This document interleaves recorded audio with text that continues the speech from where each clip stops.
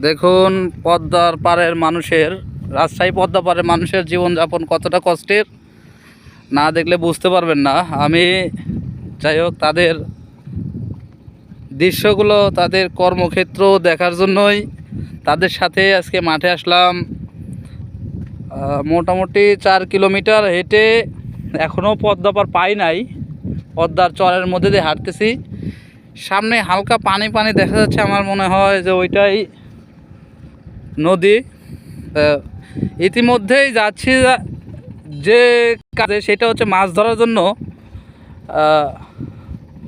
মাছ ধরার আসলে অনেক আনন্দের ব্যাপার, সেই আনন্দটা উপভোগ করার জন্যই তাদের সাথে যাচ্ছি। এই যে ককসেটটা দেখতে পাচ্ছেন, এই যে সাইকেলটা দেখতে পাচ্ছেন, আমি জুম করে দেখানোর চেষ্টা আছি, এইটাই হচ্ছে এর মধ্যে মাছ রাখবো বা মাছ রাখে, সেই উদ্দেশ্যেই যাচ্ছি। এখন দেখা যাক, দোয়া করবেন সবাই যাতে মাছ পাই।